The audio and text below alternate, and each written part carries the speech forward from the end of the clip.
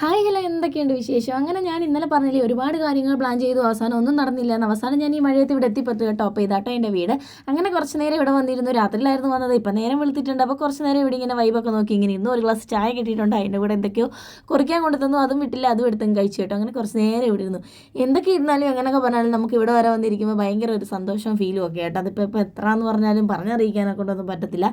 ഞാൻ സാധാരണ നല്ല രീതിയിൽ എൻജോയ് ചെയ്യുന്ന ആളാണ്. പിന്നെ എനിക്കാണെങ്കിൽ അവിടെ ആണെങ്കിലും ഇവിടെ ആണെങ്കിലും ഇതുപോലൊക്കെ തന്നെ ആയതുകൊണ്ട് വലിയ കുഴപ്പമൊന്നുമില്ല. എന്നിരുന്നാലും നമ്മുടെ വീട്ടിൽ വരുമ്പോൾ നമുക്ക് ഭയങ്കരമായ ഒരു സന്തോഷവും കാര്യങ്ങളും ഒക്കെ വരുമല്ലോ.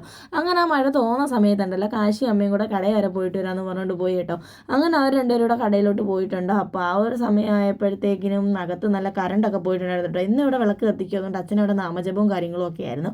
പിന്നെ ഒരു കാര്യം പറയാനിരിക്കാൻ വൈകി കേട്ടോ. എന്താണെന്ന് വെച്ച് കഴിഞ്ഞാൽ ഈ കല്യാണത്തിന് മുമ്പൊക്കെ ഈ അമ്മയോട് ഞാൻ ഇടിയപ്പം ഉണ്ടാക്കി തരണേ എന്ന് പറഞ്ഞ് ഇങ്ങനെ പുറകെ നടക്കുമായിരുന്നു കേട്ടോ. അന്നൊന്നും മൈൻഡ് ചെയ്തില്ലെങ്കിലും ഉണ്ടല്ലോ, ഇന്നിപ്പം ഞാൻ എപ്പോൾ വന്നാലും ഇടിയപ്പം തന്നെ എന്താ ചെയ്യാനാണെന്നല്ലേ. ഇപ്പോൾ ഈ ഇടിയപ്പം തീറ്റിച്ച് തന്നെ വെറുപ്പിക്കലാണ് നമ്മുടെ അമ്മയുടെ മെയിൻ പരിപാടി. അപ്പോൾ ഇന്ന് ഇടിയപ്പം കേട്ടോ.